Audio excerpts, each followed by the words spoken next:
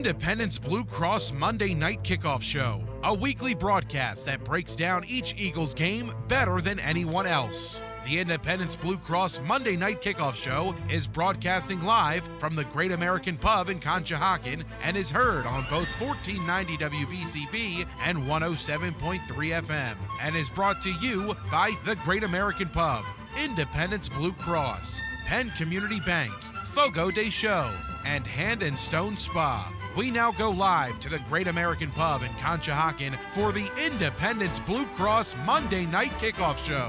Now, here are your hosts, Paul Domowitch and Paul Jolovitz.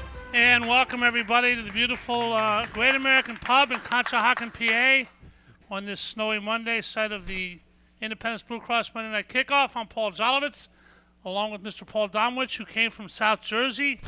You made it through the snow. Want to give a little traffic report, Domo? Yeah, it wasn't too bad. I probably complained more than what they were saying on TV and what materialized were two different things. Anybody with any sense is staying home.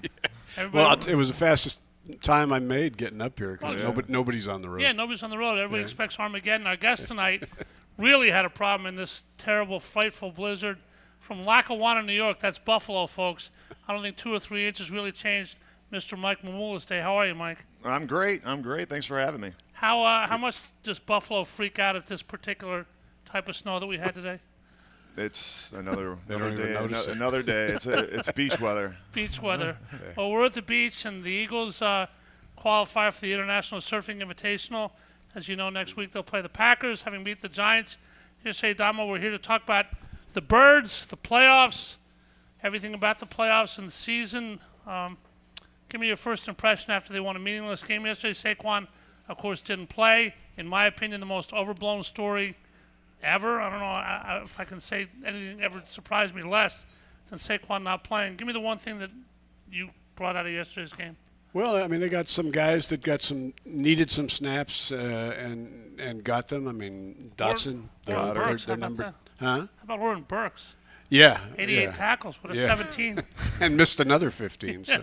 But Dotson got a lot of time, and I think that's good, although the problem is Tanner McKee doesn't seem to have any problem throwing to him, but Jalen Hurts could be a different story. Jalen doesn't seem to ever look for him. And the other guy I thought that really looked good and needed the snaps was Jordan Davis. Played really well and moved really well. I mean, he was all over the field. Well, Jalen, the big story is Jalen in this game. The line is 4. It's kind of juggling around. Jordan Love hurt his elbow. Christian Watson's out for the Packers. Zay Flowers got hurt. There's a reason Saquon didn't play. Mike Mamula, you played a lot of these games, huh? I played in a couple.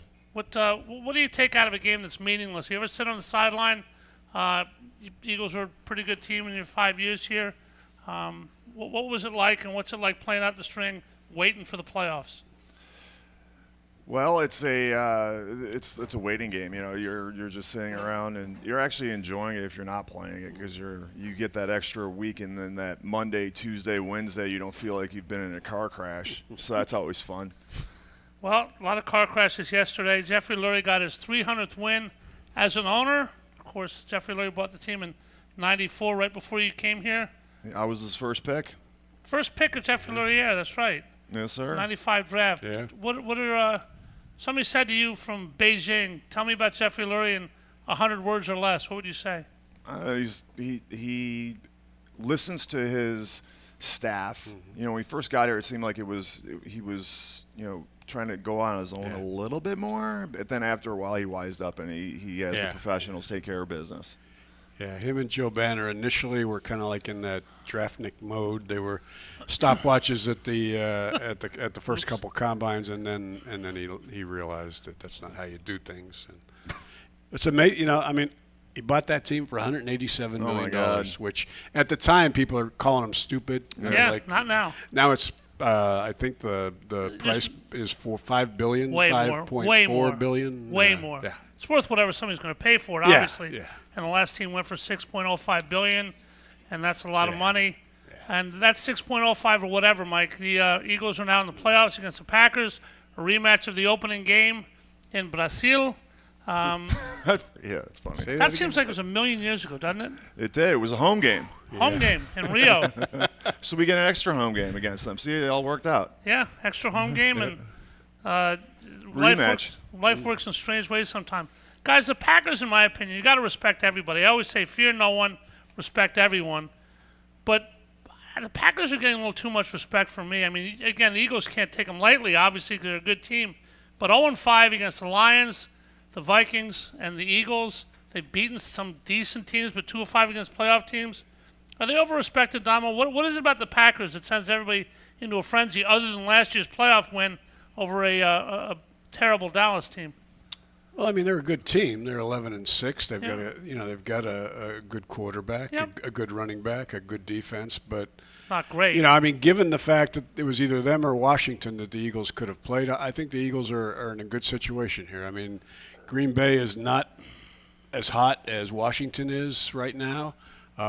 You mentioned they lost Christian Watson yesterday, which is a big blow. Non-contact injuries. They lost Jair Alexander, their best cornerback, a few weeks ago. He's on IR. They're just not playing real well right now. So the Eagles can lose it, but I think all things considered, it's a good matchup for them. Mike, you remember of that Eagle team in the defensive struggle playoff game against the Lions and Barry Sanders. What was it, 58-37? That was a great game. What was that like? That was amazing. Yeah, I got Lomas Brown for a sack. That was awesome. Just winning the game. It was my first season, and it was playoffs, and you're moving on. It's very exciting. And obviously the Super Bowl, the goal. And a lot of people say, Mike, that the Eagles' weakness, obviously there's no perfect team out there. They lost Brandon. They got Nolan Smith off the edge and Sweat, and they've been playing better, but they don't have that killer Hendrickson with the Bengals, for example. How do you see the Eagles off the edge? How much is Vic going to have to come with pressure against Green Bay if they go deeper, obviously, against whoever they have to play? Tough fight to the Super Bowl. How important is getting the quarterback in the postseason? It's tremendously. It's what you have to do. I mean, up the middle, though, with Jalen Carter and Davis, I think they're going to expose and push the Love out to the edges, and that's what they're going to be. I don't know if they're going to exactly be beating their guys, but they're going to be out there ready to scoop them up. Damo, last night the Lions and the Vikings played, and other than Sam Darnold, remembering that he was Sam Darnold, the Lions got some intense pressure on him, didn't they? Yeah, they did. I couldn't understand why they were throwing the ball 98% of the time when they were on the 5-yard line. Yeah. That's coordinated. I mean, I was surprised at that too. Yeah, a lot of decisions they made early on were kind of curious. I mean, going for it when they should have just taken 3, and and then at some point the game just Unhinged. blew open. I'll say it right now: the Vikings are going out in round 1. The Rams are going to beat them.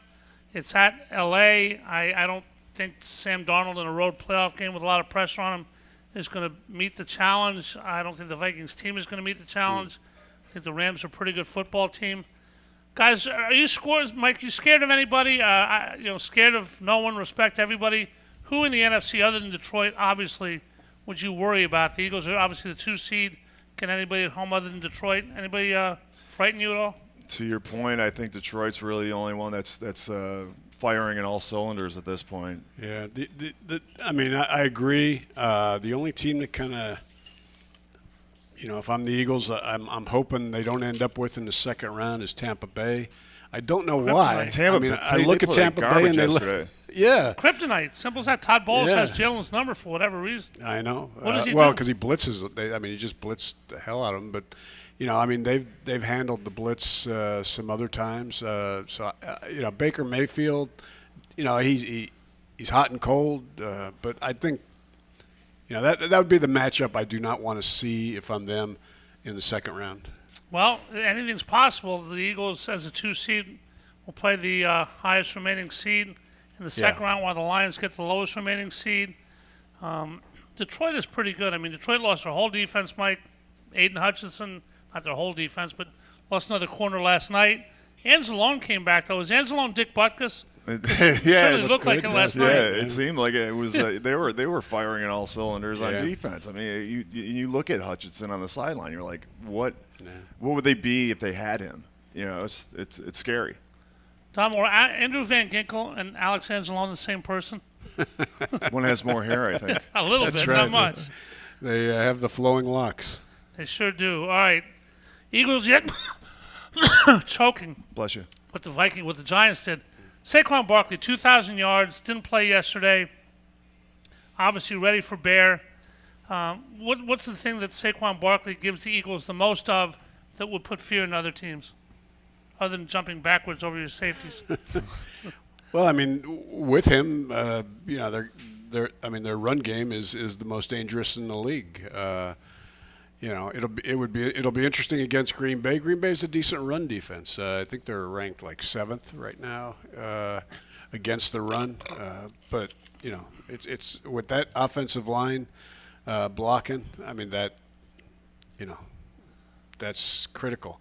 The concern here is, Nick had his press conference today and suggested that Jalen's still in concussion protocol. Oh, he's playing this week. Yeah, I would think so. He's going to play. He practices Wednesday. We'll know. If he doesn't practice Wednesday, it's time to worry. But I can't believe the question is, does it affect the way he plays? He needs to be aggressive as a runner. I think Kellen Moore will not be afraid to have him run. You just got to, it's the playoffs. You got to let it all hang out there and play the way you play like who you are. So. Well, we got the next player here, Mike. When you, obviously you played with quarterbacks who got hurt. Rodney Peete played the playoff game, the 58-37 game. Speaking of backup quarterbacks, we're getting the Nick Foles, Tanner McKee, Kenny Pickett thing. But when a quarterback comes back to practice, and they've been out a couple weeks, obviously everybody's different. But anybody come back where you said, boy, that guy's just not ready, he's got to wipe off some rust? Nah, it's once they get him cleared, that's like the gold standard. That's in your mind as a player. You're cleared, even though you may have a little bit of doubt. But if you're cleared and ready to go, you're going to be ready to go. Yeah. Did you ever have a moment on the field where you obviously had something wrong with you, with your head, and you thought you got your bell rung or whatever? All the time. And shouldn't have played but did? There's a couple times that I was out there and I was out on my feet, but you didn't even think about it at that point. Yeah, you were playing before they would tape an the awareness of concussions, and you were playing for a guy, Ray Rhodes, who at one point, he would take smelling salts himself before games on the sideline. But you play with Andre. Obviously, we know what happened with him. I didn't play with Andre. Not at all? I did not. Really? Waters? I thought Andre lasted a couple years in the night. Okay. Nah. Earlier in the 80s. Okay. I want to say the early 90s, maybe. All right. Yeah, I think so. Like 91. Yeah. I thought a little longer than that. All right, but the backup quarterback, we have Tanner McKee. Obviously, everybody knows what Nick Foles did. Rodney Peete for you. Everybody thinks that, okay, it's a Tanner McKee or is it Kenny Pickett? I'll say it right now. If it's Tanner McKee or Kenny Pickett, the Eagles are dead, and they're not going to the Super Bowl, and we're all going to be disappointed. Jalen Hurts is the absolute key to this team, along with Saquon Barkley. Am I being a squirt, or is that true? I think they have enough to make it through at least the next game without Hurts, but sure. I think he's going to play. Yeah. I do too. With who you're playing against versus who's going to be playing quarterback, I don't think that's a huge factor at this point. But you want Hurts out there. You want him to get his groove and move on to the next game. He was out there Saturday during a non-contact walkthrough. That wouldn't. He was just out there. But typically, if a guy is still in a serious point of the concussion protocol, you don't see him at all. You're right. He's going to be cleared and he's going to play.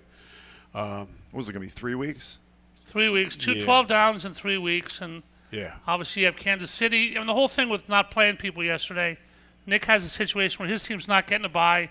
You knew they're not getting a bye. They're locked into the 2 seed. If they got a bye, Dom, if they weren't going to play until the divisional round, do you think Nick would have handled it any differently with anybody or pretty much par for the course? I think he would have handled it the same way. You mean as far as Saquon and anybody? Yeah. I don't know. Maybe he might have approached the record differently. I don't know. But you don't want to risk an injury because if you played Saquon Sunday, you also have to play your starting offensive line. Oh, yeah. And one of those guys gets hurt, and you never forgive yourself. So, Mike, I know I'm in the minority. I don't care. I never care if I'm in the minority. I don't really care about records. Records to me have to happen in the normal course of business, organically. They're fun, nice to hold. Obviously, never held one, but this is a team sport. The goal is to win the Super Bowl, and in my opinion, individual accomplishments, if they're not in that format, not don't matter, but close to don't matter. How do you feel about records? I think with that record, it matters. And what was Dickerson? He did that with one less game. Yeah. So in that regard, you're playing on the even playing field at that point. So he would have beat the record, but he would also have done it with an extra game. Right, to be an asterisk. And people say the asterisk is the dumbest, maybe the single dumbest thing in the world of sports. The quote-unquote More asterisk. than records? More than records. Boy, Unless you're reading. You got a lot of dumb. Yeah, it is. There are a lot of stupid things in sports. Asterisk being the number one. This weather really gets him grumpy. Anybody who reads a record book, first of all, doesn't have any idea what they're doing anyway, because you know the records. You don't have to read the record book. If there's a stupid symbol, to me, the record is in the fan's mind. Do you think so-and-so holds the record? Do you think this guy does with the games played, whatever? To me, the record is simply the most yards. Eric Dickerson holds the record. If they play 98 games, maybe that'll change. But you just said records are meaningless. They are. Okay. They're just what the fan thinks of them. They're not meaningless, but don't ever play for an individual record. Okay. I mean, there's very few records that matter in sports to me. Maybe the home run record, but not many others. I'm just not a record guy. It's all about the team 100%. If I was Saquon Barkley yesterday, I wouldn't have wanted to play because I wouldn't have wanted to cost my team in the case I got hurt. He's selfless like that. He is. Yep. All right, we're going to all be selfless and take a break so we can not be moneyless. We're going to come back real quick here at the Independence Blue Cross Monday Night Kickoff, the Great American Pub in Conshohocken. Our waitress Corinne's going to come on and tell us what she thinks is going to happen this Sunday. We're going to be back right after this. Stay with us.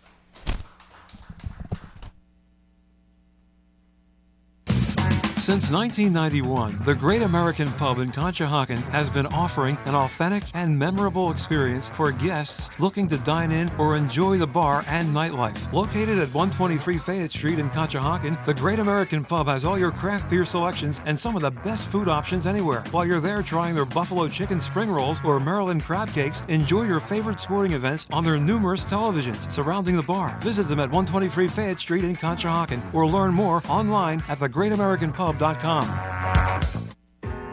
Independence Blue Cross, we take care of the people who take care of you. Everyday heroes like firefighters, police officers, teachers, farmers, and healthcare workers.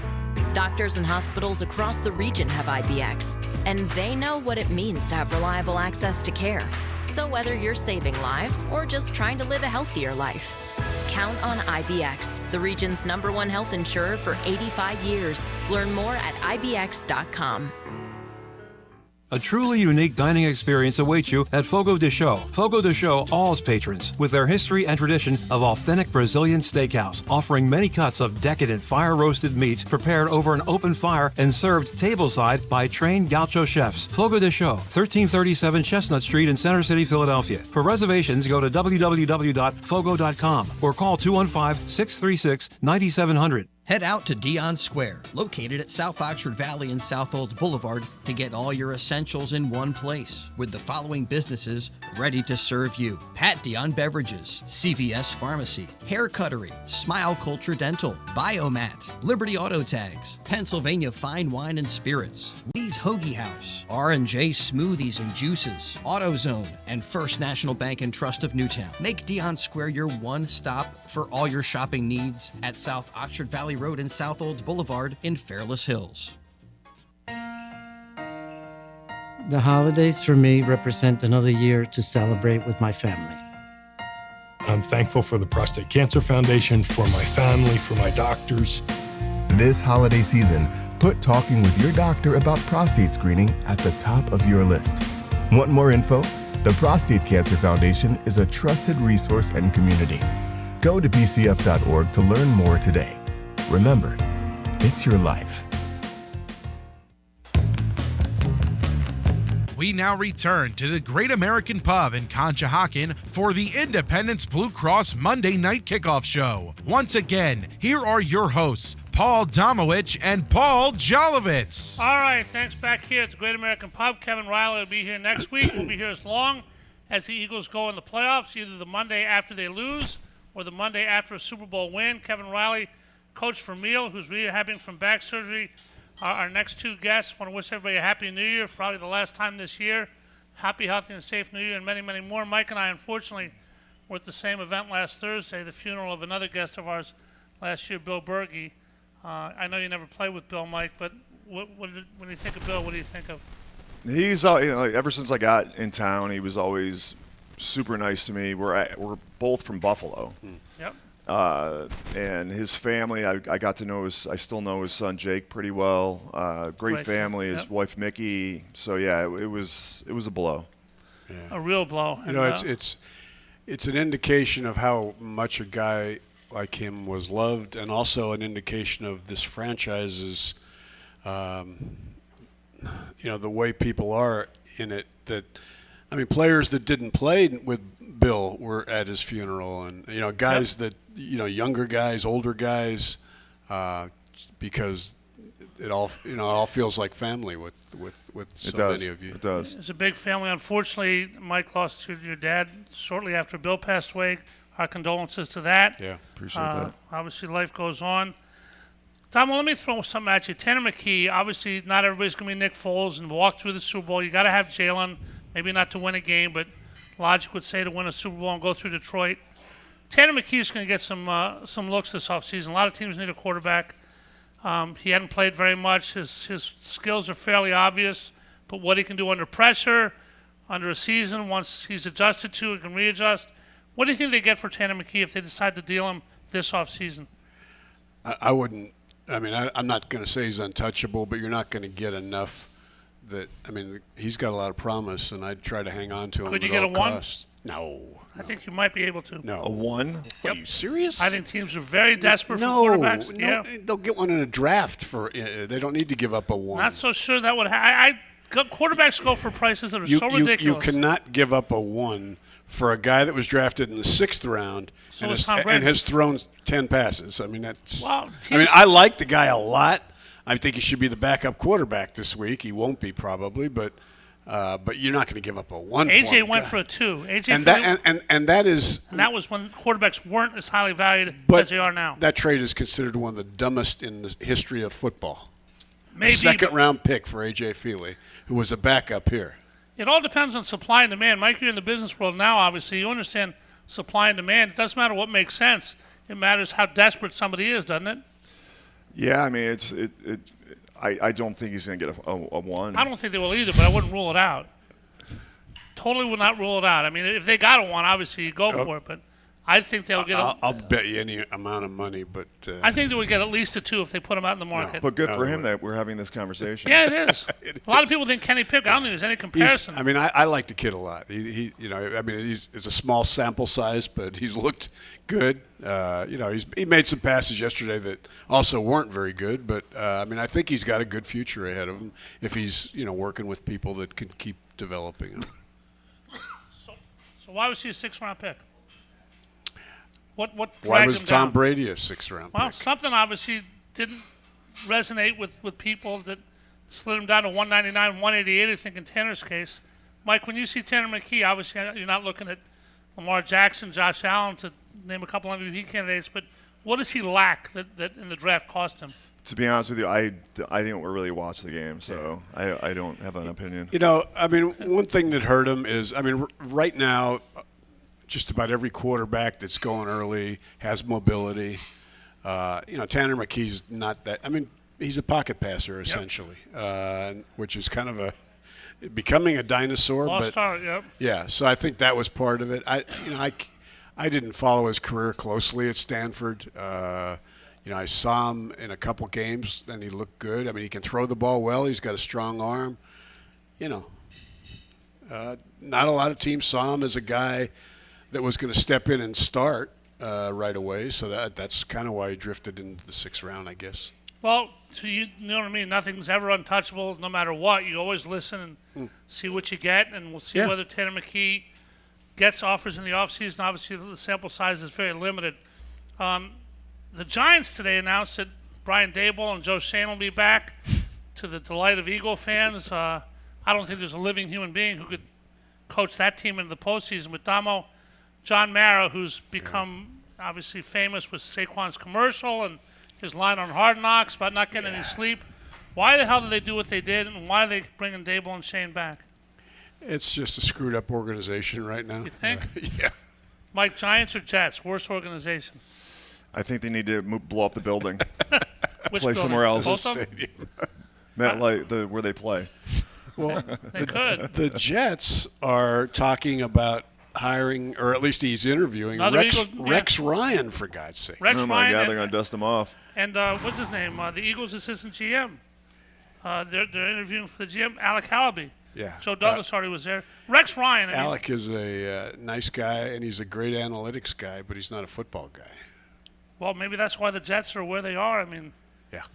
Rex Ryan, I know you didn't play for Buddy, but what did he? I mean, you took him to a couple championship games, but he hadn't been a coach in 10 years. Does Rex Ryan actually have a shot at this job? I know you're not hiring him, but would you hire Rex Ryan? I wouldn't. So, what was the longest another coach sat out from the time he coached? Dick Vermeil. Dick Vermeil. Yeah. Yep. What was that? 13 years. 14 I or think. something like that. Yeah. Did Rex go to a Super Bowl? No. He might have gone to one. He didn't coach it. I went to a couple. Could have gone to a couple. Yeah. But the coaching carousel spinning today with Doug Peterson losing his job, but Trent Baalke, the general manager, keeping his. We'll see the naked pictures of Shad Khan that Trent Baalke has accumulated. Anarumo, the defense coordinator of the Bengals, gone. Gerard Mayo gone. Anything surprise you about Black Monday, either guys who stayed or left? Mike McCarthy's still on hold in Dallas. Any surprises, Damo? I mean, I was surprised that New England got rid of Jared Mayo. Yeah, he had nothing to work with. Yeah, and he's a former player that was loved by Bob Kraft. And it seemed like they were fighting too. Exactly. They were fighting pretty much every game. Yeah, I mean, the belief is that he felt that he was, they want Mike Vrabel, another expatriate. But I feel, when a guy gets 1 year and is thrown out, that's just with a rookie QB and basically no roster. Yeah. That's tough. You play with a pretty good roster, Mike. You play with a guy who is up the finalist for the Hall of Fame. Damo's a Hall of Fame voter. He'll be meeting in New Orleans with the other guys who are on Zoom, whatever it is this year. Eric Allen is a guy that I'm pretty tough on the Hall of Fame. I don't think I would take 30% of people out. I'm brutal, but Eric Allen is one of the few guys that is out that I'd put in. I did not play with Eric Allen. He did not. He played. That's right. He left in '94. He played with Andre Water. That's right. 95. You were drafted in '95. That's right. Eric Allen. Left after '94 to go to New Orleans and spent 3 years in New Orleans, and then finished his career with 4 years in Oakland. I'll get it straightened out. Oakland, who's now in Las Vegas, after being in LA. Exactly. And I did meet him though. He and I both guy. won the Ed Block Courage Award in like '98, I think. When he was with Oakland. Yeah. Yeah, really good guy. Terrific. Long overdue for making the Hall of Fame. I mean, he's, I know you didn't play with him, but was on one of the greatest defenses in Eagle history. And how many years did he get in? He got 13 years and all as a cornerback. And I had him on my show the other day, and he said, listen, most of your top cornerbacks transferred to safety. Ronnie Lott, Charles Woodson. He never did. Cornerback his whole career. Put him on an island. On an island, At 35 years old, he had 6 interceptions, and 3 of them were pick sixes. Yeah, 8 touchdowns in his career. When he was with Oakland. Who's the best player you ever played with, Mike? With? Yep. Dawkins, most likely. I mean, he's the man, obviously. When he was a rookie, when he was drafted out of Clemson in the second round in '96, and you first saw him, not the first day, but after a few games, when did you have an idea that you were watching something special with him? I remember a few things about him, obviously his play, but I remember the coaches being ecstatic the day after the draft. I was around them, and they were just so excited they were able to get him in the second round. And then the one other thing I remember, just side note, but we were on the sideline before a game, and he was getting himself hyped up, and he jumped. And I swear to you, his feet were at my shoulder. I think he had like an 82-inch vertical. Did he bend his knees? He's one of those guys. You remember the Connor Barwin thing? We jump up onto a file cabinet. I don't know how guys do that, but he was one of the ones that. You couldn't do that? I could run into the file cabinet. I could kill myself. I could jump onto a phone book, not of a very big city. People listening, what's a phone book? But, yeah, it could. Maybe a little bit. He, I mean, Jim Johnson and he, their relationship grew over the years. But, I mean, there are very few guys you get with Brian's talent that you can use in, ways that you could never think of. Yeah. And that's kind of what Jim did with him. I mean, he could. Between that, I mean, he had the corner, he had Bobby Taylor, and he had Troy Vincent on the other corner. We were able to leave those guys all by themselves, and we were able to do all kinds of games and things like that in between. And that was perfect for Jim because he had that mad scientist brain. Well, this year the Eagles didn't have a great pass rush. Zach Bond at linebacker, obviously Nakobe came into his own, but with Quinion Mitchell, Cooper DeJean, Slay had a pretty good year. Does Vic Fangio have, obviously you can't say to the extent that you did because these guys are all young, but does Fangio have that kind of secondary coming into their own, do you think?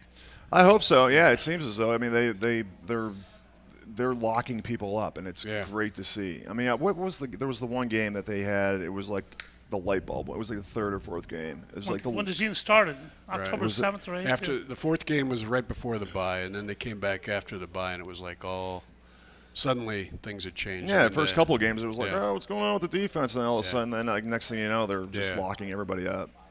All right, when we come back, we're not going to talk about State Farm, but we are going to talk about Jake. Who? Anybody concerned with Jake? We'll find out with Mike and Domowitch. Talk about the playoffs, talk about the Eagles and the Packers this weekend. The blizzard going on outside. Hopefully everybody's nice and comfortable at home. Everything should be fine by now if it isn't already. We're at the Great American Pub in Conshohocken. Got a nice crowd. People watching, listening. Happy New Year, everybody. Back with Mike Mamula right after this. Jake? Since 1991, the Great American Pub in Conshohocken has been offering an authentic and memorable experience for guests looking to dine in or enjoy the bar and nightlife. Located at 123 Fayette Street in Conshohocken, the Great American Pub has all your craft beer selections and some of the best food options anywhere. While you're there trying their buffalo chicken spring rolls or Maryland crab cakes, enjoy your favorite sporting events on their numerous televisions surrounding the bar. Visit them at 123 Fayette Street in Conshohocken or learn more online at thegreatamericanpub.com. At Independence Blue Cross, we take care of the people who take care of you. Everyday heroes like firefighters, police officers, teachers, farmers, and healthcare workers. Doctors and hospitals across the region have IBX, and they know what it means to have reliable access to care. So whether you're saving lives or just trying to live a healthier life, count on IBX, the region's #1 health insurer for 85 years. Learn more at IBX.com. A truly unique dining experience awaits you at Fogo de Chão. Fogo de Chão awes patrons with their history and tradition of authentic Brazilian steakhouse, offering many cuts of decadent fire-roasted meats prepared over an open fire and served tableside by trained gaucho chefs. Fogo de Chão, 1337 Chestnut Street in Center City, Philadelphia. For reservations, go to www.fogo.com or call 215-636-9700. You won't see termites crawling across your floor, but thousands might be devouring the wood in your walls, weakening the structure of your home. For over 50 years, termite proofing and pest control of the Delaware Valley has been in the exterminating business. If you think you have a pest problem, they're the experts. Call them today at 215-639-5455. That's 215-639-5455 for TPPC. Termite proofing and pest control of the Delaware Valley gives your home or business peace of mind, knowing your pest problem is in their hands. Located at 1560 Bristol Pike in Bensalem, they use only EPA-approved material applied by licensed technicians. Call Termite Proofing and Pest Control of the Delaware Valley at 215-639-5455. We now return to the Great American Pub in Conshohocken for the Independence Blue Cross Monday Night Kickoff Show. Once again, here are your hosts, Paul Domowitch and Paul Jolovitz. All righty, welcome back to the Independence Blue Cross Monday Night Kickoff Show live from the Great American Pub in Conshohocken. Don't forget, you can watch the show live at WBCBSports.com and YouTube live by searching WBCB Sports here on 1490 WBCB, 107.3 FM with Paul Domowitch and our guest Mike Mamula. Guys, obviously you're going to the playoffs. Eagles are pretty healthy. Dallas Goedert came back yesterday. Got some guys banged up at 17 weeks of an NFL season. But the one guy people think, am I confident going in, is our kicker for a long time, since 2016, Jake Elliott. Seems to have a little case of the yips, missed one yesterday. You confident in Jake going in, Damo? No. I mean, he missed a 39-yarder yesterday. Yep, sure did. You know, he made a 50-yarder a couple weeks ago, and I thought, okay, he's over the hump. Now, you know, I mean, it's a concern. You go into the playoffs, one of those games, you know, if you survive long enough, you're going to have to win a game with a field goal. And right now, I don't know what's going on there. I don't know if it's mechanical, mental. I don't know why he, hasn't been doing the kickoffs, which you would think might, if I got a guy that's struggling, I want him working as much as possible, even if it's kicking off, because at least he's swinging his leg a little bit. So I don't know what's going on with Jake. It's an epidemic. Yeah, with the kickers this year. Yeah, I know. They've gone from being able to everything was going in. Yeah, zero. They were making 60-yarders, and now guys are, All right, so Mike, when you had a kicker with the yips, I mean, you played a bunch of years, and kicker gets the yips, and the guys approach him, not approach him. Does it depend on your relationship with the guy? What do you do with a kicker? Do you encourage him or let him go? What was your? You let him go. I mean, typically, most of the kickers that were on teams that I played on, we know, and a lot of guys didn't even talk to them. They just talk to each other. Just a long snapper, the kicker, and the holder. Yeah, because they're out of practice when you're just getting out there.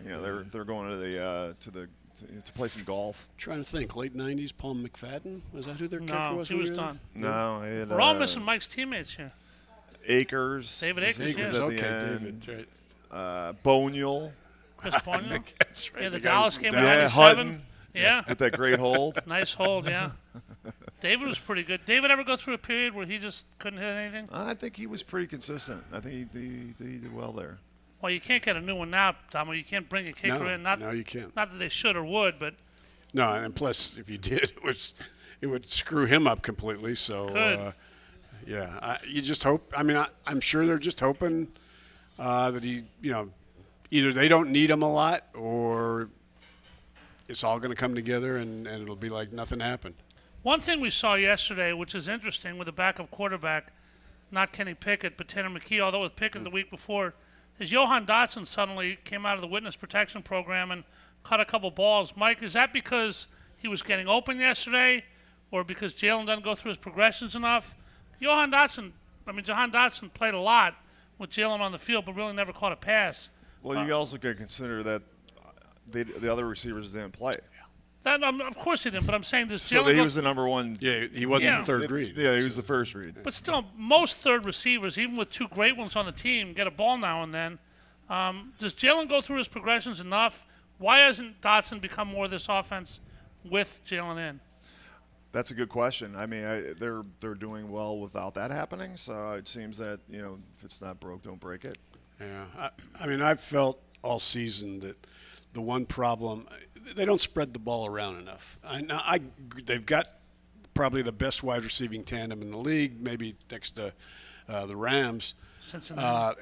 And so that obviously plays into it. He has such trust in Smith and A.J. Brown that he doesn't look real hard for the guys. But he's been back there. Because of the great protection he gets, there's been times when he's 3-4 seconds. He's looking. Smith's not open. Brown's not open. He still doesn't. He doesn't. I don't know if it's a lack of trust in some guys. He doesn't seem to like to use his backs a whole lot. I don't know, but I wish he would. I think they'd be a stronger team in the playoffs. Well, Goddard's back too, so there's another person that's going to take a look. Yeah. All right, Pro Bowl-wise, 6 Eagles in the Pro Bowl. A.J. Brown is not. Another guy that's not dumb. I know you're a big Pro Football Forecast guy, Chris Collinsworth's company. Jordan Mailata is the highest-rated tackle in the NFL by Pro Football Forecast. Didn't make 18th alternate for the Pro Bowl. Is it beauty's in the eye of the beholder type thing? He was an alternate, though, wasn't he? I don't think he was. He had to. Well, I didn't see him on the alternates list. Yeah, the guys that went ahead of him, granted, Tristan Wirth from Tampa Bay, I think there were a couple of left tackles. I kind of understand why he got snubbed, but he should be a high alternate and be able to make it. Yeah, there were some guys I didn't understand. Quinyon Mitchell, I thought he should have made it. Had a rough couple weeks, but still had a hell of a year. Cooper DeJean. I realize rookies kind of, it seems like with player voting, it's always like it takes a year before you get the reputation and guys start voting for you. I don't know if that's the case here with some of their younger guys.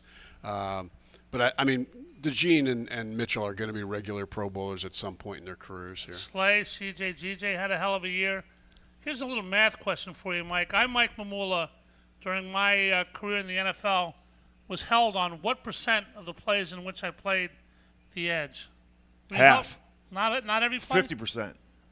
Clear holds. Like, did you ever just look at the ref and like, dude, what are you looking at? Yeah, of course. It happens. It's every play. You can call holding on someone on every single play. My roommate was an offensive tackle at Penn. He said he held on every play of his career. So it was funny. I played with a guy named Tom Nalen. And with the Rams. Played for he was Elway's center. Yeah. Right. And Mike Turkovic came into our meeting room and he said, "Gentlemen, I just watched the best holder I've ever seen in my life." He would grab underneath the shoulder pads. Inside, though, right? Inside, and then he would be an anchor, and he would just fall down with the guys everywhere. Well, Domo, that's just, the skill is knowing how to cheat, right? Yeah, you just can't be obvious about it. You don't want to get those hands outside. And he was a Pro Bowl player. Yeah. Sure. Listen, great holder. If you can hold, you're going to be a Pro Bowl player. Yeah. If you're strong and can hold and can cheat. And the officials took a lot of heat this year. Guys, one thing that has nothing to do with anything is a personal pet peeve of mine. I think DPI is called way, way, way too much, and offensive pass interference isn't called nearly enough. I get it. Everybody wants offense, scoring. But I feel bad for those defensive backs. They get no breaks whatsoever. And sometimes when they call it, they shouldn't call it. There was I was watching. I think it was maybe yesterday, it was yesterday. The guy, the receiver, nudged him a little bit, but he fell by himself, and they called it. It can. They should just. I like officials that let them play, and there are some that do that. It's funny. I can't remember. It might have been when Asante Samuel was still here. He used to talk to the officials before the game to get a sense of how they were going to call the game, so that he knew what he could and couldn't do. But there's just a lot, a lot of times though you watch the replays and you see some blatant holds that you're wondering why do you have to do that? Just stay with them as far as covering a guy. Part of playing sports is knowing who the refs are, knowing everything about the game that you're playing. Did you know who the umpire was every game that you played and what his tendencies were, one or the other? How to maybe draw calls from him, Mike? No, I never bothered with that. It wasn't a thing. But it was funny, though. One time, Eric Williams, he kept on hitting me after every play. Punching you? Punching me. So I told the ref, he's hitting me, and then I waited 3 plays, and I gave him a jab, and he went, and he swung at me, and he got thrown out. Wow. Get the other guys called pro round of the game. That's a big key. Yeah. All right, we got a lot of other games this weekend. Eagles and Packers, 4:30 Sunday afternoon at the Link. Not Rio, but Link. I think the Eagles are going to win this game, but you never know. What other game strikes you, Damo? We got 6 games this weekend, obviously 14 teams, 1 bye in each league, the other 12 play. Other than the Eagles game, which of the 5 games rings the bell for Damo? Well, I'm going to be interested in watching that Washington-Tampa Bay game for a number of reasons. Including the fact that they could end up playing Tampa Bay if they beat Washington. So, I think Washington's a team that, if they can do some damage here. I think they've got a good chance at beating at Tampa Bay, which is the number 3 seed. So that game's going to be the one probably that interests me the most this weekend. Oh, by the way, guys, listen, yesterday, I don't know if you were watching, Mike, I certainly was. The Tampa Bay game, Tampa Bay needed to win or Atlanta needed to lose. Atlanta lost, so Tampa Bay won the division. Meanwhile, Tampa Bay's still playing. They got 30 seconds left. Mike Evans needs 5 yards for a $2 million bonus. Every single person on the planet Earth, every single one that's not a complete moron, knew he's getting the ball. Why didn't they put 9? Did the defense let him get that ball? They had to know what happened. So, it's like Brett Favre letting Strahan sack him. Same difference. Well, they should have had 9 guys on Mike Evans. For a record. For a record, that's right. For a $2 million bonus. 2 million, 11 straight years of 1,000 yards or more. Another Hall of Famer. Yeah, amazing. What happened yesterday that got you in one way or the other? That one was my play. A lot of other games meant nothing. A lot of games meant something. One playoff spot filled yesterday, obviously, by Tampa Bay. Anything else worth watching in the NFL yesterday other than Detroit, Minnesota? There were very few games. Yeah, it was a crap anything. week. Yeah. It always is week 18. Yeah. If we go to 18 games, guys, You weren't hanging on the Kansas City-Denver game when it was like. That was a great play, great touchdown. That last touchdown with the four different bobbles to the knee. Yeah. Yeah, 4 touchdowns. Carson Wentz did not much of a game. We all scored as much as Carson did. 38-0 Denver. It seems like the last week, either you win big or you lose big. There are teams in 2008. Eagles needed like 19 things to happen. Teams playing for nothing beat teams playing for something. Chicago and Tampa, I can't remember who it was, but Eagles beat the Cowboys like 44-6. You never know in the NFL, do you, huh? There's no way to avoid that last week where you've just got so many teams that are playing backups because they don't want to get in. But then you're torn as well because if you're looking at these games, these players, they're playing for something, but they're not really playing for anything. Yeah. So it's like you don't know, especially for the bettors out there. Did you ever have a bonus, something, an incentive where you had not much to do to get it in the last day of the year? Nah, I didn't have that. I wasn't in that position. Because Zach Bond made $500,000 when he made the Pro Bowl. He had no idea. Yeah. Didn't even know it was in his contract. Really? That might be a nice surprise. Somebody told me, hey, Zach. Especially when you consider I forget what his deal was, but it was 1.6. Yeah. So how many years did he sign for? One. Good for him. Yeah, and they. I mean, I would assume right at the top of Howie's to-do list once the season is over is re-signing him to a multi-year contract. For more than 1.6? Much more. Just a little bit. All right, when we come back, we'll take another look around the NFL, look more at the Green Bay Packers. Will Jordan Love play? Will Jalen Hurts play? The line on the game? Any betting opportunities? Betting is legal now in the NFL, folks. It's also legal to be here at the Great American Pub in Conshohocken, where Chef Guy makes great food, Jerry and Chuck. And everybody here, a great experience. Come to the Great American Pub for a great dinner, a great meal. Anytime, we're back here for the final meal of this show right after this. Since 1991, the Great American Pub in Conshohocken has been offering an authentic and memorable experience for guests looking to dine in or enjoy the bar and nightlife. Located at 123 Fayette Street in Conshohocken, the Great American Pub has all your craft beer selections and some of the best food options anywhere. While you're there trying their buffalo chicken spring rolls or Maryland crab cakes, enjoy your favorite sporting events on their numerous televisions surrounding the bar. Visit them at 123 Fayette Street in Conshohocken or learn more online at thegreatamericanpub.com. At Independence Blue Cross, we take care of the people who take care of you. Everyday heroes like firefighters, police officers, teachers, farmers, and healthcare workers. Doctors and hospitals across the region have IBX, and they know what it means to have reliable access to care. So whether you're saving lives or just trying to live a healthier life, count on IBX, the region's #1 health insurer for 85 years. Learn more at IBX.com. A truly unique dining experience awaits you at Fogo de Chão. Fogo de Chão awes patrons with their history and tradition of authentic Brazilian steakhouse, offering many cuts of decadent fire-roasted meats prepared over an open fire and served tableside by trained gaucho chefs. Fogo de Chão, 1337 Chestnut Street in Center City, Philadelphia. For reservations, go to www.fogo.com or call 215-636-9700. Hi, this is Merrill Reese, and I'm here to announce that the garage is always open. I'm talking about garage beer. Light beer, like it used to be. How refreshing. I believe my good friend Jason Kelsey even described garage beer as beer-flavored beer. There's a guy who knows beer. Find yours at drinkgaragebeer.com. Remember, the garage is always open. We now return to the Great American Pub in Conshohocken for the Independence Blue Cross Monday Night Kickoff Show. Once again, here are your hosts, Paul Domowitch and Paul Jolovitz. Alrighty, back here at the Great American Pub, final segment. The MVP will be given out the Thursday night before the Super Bowl. We've had debate all year about Saquon. He's not going to win it despite the fantastic season he had. A couple guys, Joe Burrow probably won't win it either. Josh Allen, Lamar Jackson. Allen, the heavy fave, Mike Mamula, the MVP. Your vote would go to who? One of the above or somebody else? Probably Josh Allen. Because? You're from Buffalo? He's doing because I'm from Buffalo, and he's doing more with less, and he's doing it well.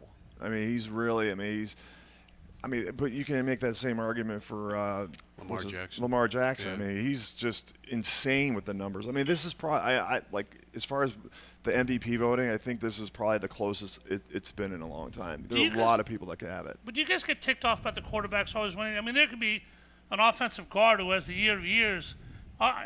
Could have the greatest year in the history of football and have no chance of winning. Is it too much a skill position? You could put another guard in there, and you could work with that. Yeah, and plus they have other awards. I mean, they have the offensive player of the year, which a running back can get and often does. Does it have to be a skill they've got position, the defensive players of the year, so edge rushers and linebackers. And yeah, I just think skill guys get it too much. I understand why.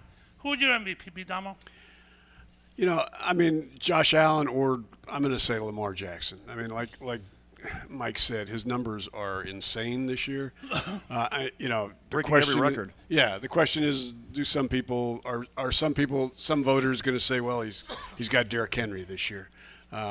He does, but I mean, he's just doing. He's taken another step, and to me, that's good enough. You think he's peaked? I don't know. I'm going to be interested to see him in the playoffs because that's where he has yet to prove himself. Yeah, to me, it's all about winning. Again, championship. I hate to sound like a broken record, but Josh Allen and Lamar Jackson have won squadouche, both under a lot of pressure this year. The voting for those awards are before the playoffs and do not include the playoffs. So. All right, and who's your pick? Probably Saquon. I think Saquon Barkley. I don't really care about individual awards, I'll be honest with you. I think they're way overdone. I don't think they matter at all. I just think they're popularity contests. And that's not what he asked you. I'd vote for Saquon Barkley. Okay. I think he had a lot to do. Not because I'm an Eagle guy either. I don't do the home team thing. Well, he won half their games for him. I think he did. Yeah. No, I would have no problem with that, but I just don't think it's going to happen. 2012 was the last time a running back won it? Adrian Peterson, yep. Yeah. And so the MVP, the Bengals had Hendrickson, who led the NFL in sacks by 3, was 17.5. Jamar Chase won the receiving triple crown, and Joe Burrow threw 158 touchdown passes. The case for Saquon. They didn't make the playoffs. The case for Saquon is that they're running the ball 58% of the time. Yep. I mean, so this isn't like, a guy who's putting up great numbers, but they're, they still have a strong passing game. I mean, they do have a strong passing game, but everything revolves around him. But this is a team game, Mike. I mean, you're not going to be good. If you're the only defensive lineman on your team and the other team's putting 4 guys on you because Vinny Bombaz is playing everywhere else, you're not going to do anything against the best players in the world, are you? You got to be playing with good players no matter what position you play to make yourself better, right? I mean, if you look at Josh Allen, I mean, how many Pro Bowlers do they have on their Well, the team? Running back had a pretty good year, although nobody's ever heard of him. Well, yeah, that's true. He had a good season, but I mean, if you look at the games, so Barkley won half the games, Josh Allen won all their games. Yeah. Well, it's a big thing. I mean, but the playoffs. If you ask Josh Allen and Lamar Jackson, you obviously either one would take a Super Bowl over an MVP. As long as somebody doesn't play to win an MVP. It's fun. Just don't play to win an MVP. Joel Embiid drove me crazy a couple years ago because he was playing to win the MVP. Tell me more about Vinny Bombaz. Vinny Bombaz. What position is he? Vinny's an offensive guard from Penn State. Yeah, I'm just a generic. A sportscaster named Glenn Brenner in Washington, where I grew up, used to have a generic name, Vinny Bombaz, for whoever, whatever, whenever. It's from Rodney Dangerfield. And what movie was it from? Dr. Vinny Bombaz from Caddyshack? I think. I'm not much with movies, but... Back to school? Could be back to school. Could be back to anything. I have no idea. My weakness is exposed here. Yeah. But it's just, it's not really an individual sport. It's a team sport. With that in mind, guys, which team... If the Eagles don't win the Super Bowl, who you got, Mike? Bills. I'll go with the Bills. I don't think they... I'm selling the Bills. Why the Bills? I just think it's their time. They're building a new stadium. They got to fill the seats, and Josh Allen's going to help them do that. They're going to fill the seats anyway. They got a fan base like the Eagles. But they're raising the ticket price. Shocking. Yes. No, raising ticket prices? Bills better watch out this week. Denver right now is a very hot team. Bo Nix is, but my choice would be. I mean, if the Eagles don't get to the Super Bowls because Detroit probably has, and I would think Detroit would be my choice to win it if the. I'm going to take the chalk and say Kansas City again until somebody beats Pat Mahomes in a game that means something. I don't care who they got with him. You got Andy Reid, Pat Mahomes. Detroit's obviously very good, but it'll be a lot of fun, and that's what it's about, fun. I mean, the Eagles could be on a magic carpet ride. What, did you guys ever think when you played, Mike? Did you ever think when you got to the playoffs we were going to win a Super Bowl? Did your team ever rise your mental awareness to that level? I mean, that was the ultimate goal every single time that you're out playing. But you're trying to get there. Win. You want to win, obviously, but you ever say we got the best team? I mean, you're never the one seed when you played, but how much of it is thinking you're going to win, and how much was just go out and playing and taking it 1 week at a time? I mean, that's all from the coach down to the players. You know, you got to have that coach who's going to instill that in the players to make them think that they're going to be doing this, and they're working towards that goal every single game and getting better and moving and taking steps forward. So, I mean, that's the way I look at it. Now, you were there with Andy for 2 years? 2 years. 2 years. Now, right at the beginning when he was trying to establish his culture, what was that like? I mean, because that's when he was a kind of a hard ass. That's when he George Hageman. The George Hageman episode.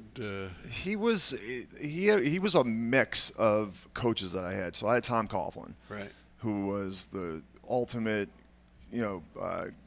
disciplinarian, just very attention to detail. Mm-hmm. But then you had Ray Rhodes, who was also a player's coach. Combine those guys, and that's what I got out of Andy even the couple of years that I was with him. Don was 17, 22, and 24. We know what happened in 17.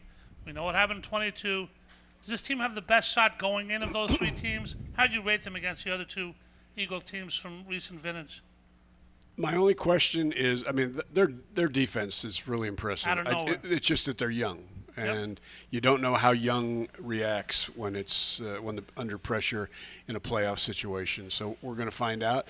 You know, Vic Fangio has done a tremendous job, and those guys are playing well for him.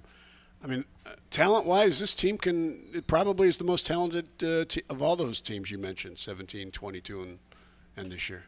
You, as an Eagle fan, Mike, what do you think of going to these playoffs? You expecting a Super Bowl? It's hard to expect, isn't it? Eagles 7-1 right now, 4th or 5th choice. I think they're as good as Detroit. Detroit's banged up defensively. They're strong. They're strong from the top to the bottom, and they're playing well. And it's almost like they're a machine. Yeah. Like when Dallas would win back when I was playing, they were a machine. Like every play, they were going, on offense or moving forward. They're just going to jam it down your throat, and then they're going to score. It always comes down to quarterback play. Yep. And, Jalen needs to take it to the next level.